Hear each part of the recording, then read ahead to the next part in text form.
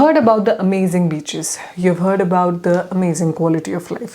But what if I tell you there are parts to Australia that no one really talks about until you're already here? Today in this video, I'm going to cover 10 hidden truths about living in Australia. This video might be helpful for anyone who is planning to migrate to Australia so that you can be a bit more prepared. In this channel, Nimsite, I cover a lot of videos about my experiences about living in Australia that could be helpful for prospective migrants who are planning to come here or who are already here. So let's move on to today's video. Number one, rent in Australia can be brutally expensive. In most of the top tier cities like Melbourne or Sydney, rent can be anywhere between $500 to $700 per week. It is not uncommon to spend around 40% of your income on rent or even more. Now, obviously you can do a lot of things to save on rent, like go to shared houses, or if you have the option, you can live in regional areas or outer suburbs where rent is a bit more cheaper. And you can also find different groups like Facebook groups or meet like-minded people where you can talk about, sharing houses, sharing amenities, but be very careful of scams. There are a lot of scams happening. Don't pay anything in advance. Don't pay anything until you very much verify that the contract or whatever you are signing is legal. There are a lot of scams out there.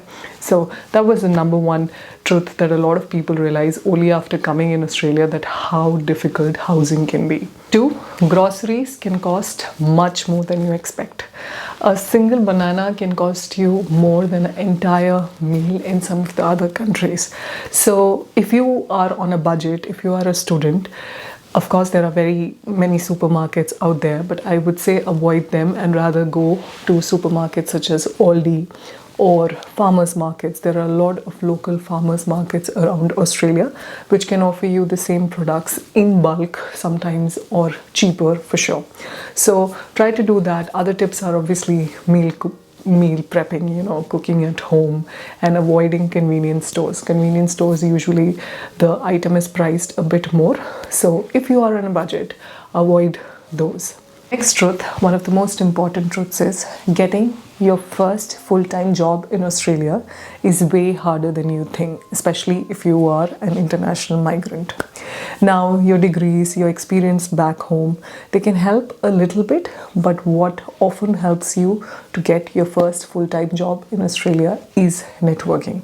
I myself applied to over 100 jobs, more than 100 jobs. I have so many people who did the same as well, but most of them never heard a reply back.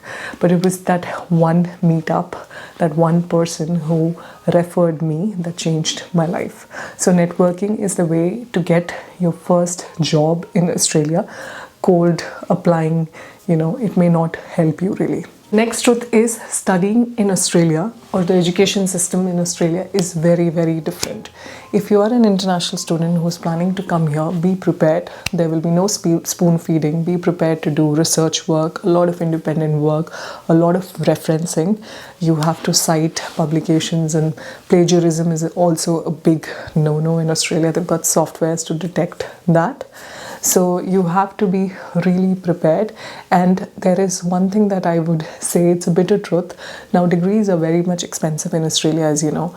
And most of the time, it can just help you in getting PR points. Of course, it can help in building your knowledge.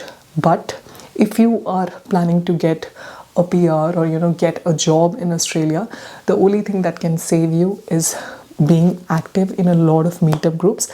I think a lot of students get swayed by doing a lot of part-time jobs, and when they earn a little bit, they forget that they have to focus on their critical skills that can actually get them jobs in Australia. So make sure you invest in those kind of courses, invest in those kind of internships, are active in a lot of meetup groups and networking groups while you are studying itself. Like you're taking out time for that, so that by the time you graduate, you have built enough connections that can help you in getting a referral and in turn getting a job faster. The next truth is about the work-life balance and the general way of living in Australia.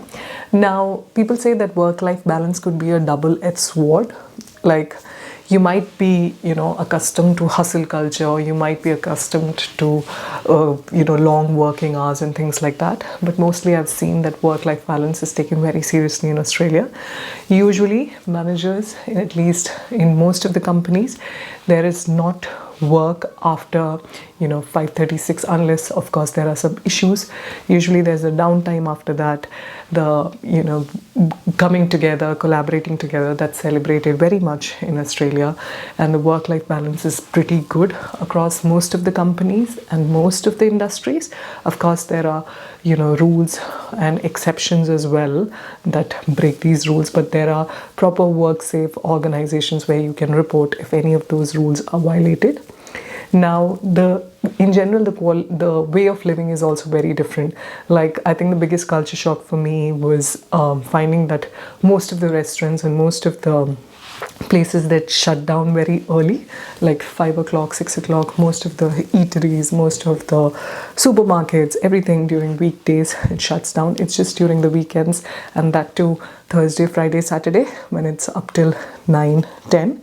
But other than that, the shopping centers and everything closes down early.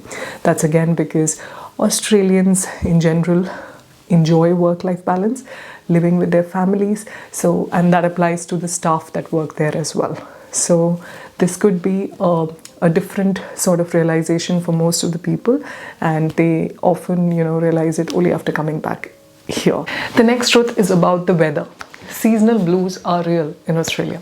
Australia in general is a good place, has good weather, but it varies across states in Australia. Like in Melbourne, it is often said that in one day itself you can see 3 different seasons or 3 different types of weathers. It would be raining in the morning, sunny in the afternoon, and then again night it would be extremely windy. So these kind of things can happen. So it's always advisable you carry a jacket always if you're going out in Melbourne. And similarly in other places also, like Brisbane, it's more of a tropical climate. Sydney is a bit more different climate. So you have to do your research, and you have to have the adequate clothing and be active as well. Like winters can be a bit gloomy in Australia. Like at present, like it becomes like really dark in Melbourne around 5 o'clock. So you have to be active, you have to find your ways, you have to be equipped for the weathers in different parts of Australia. Now I have realized that the weather app is very accurate in Australia. So if you follow that, it actually tells you like what kind of weather you can expect. Next truth is, healthcare is good if you are a PR or a citizen. Now, Medicare covers most of the benefits. It gives you a lot of benefits, but it applies only if you are a PR or a citizen in Australia. That means international students and other migrants with other types of visa have to take a health insurance. So it's very important to compare different insurance plans, and also look for which insurance plan covers most of the things.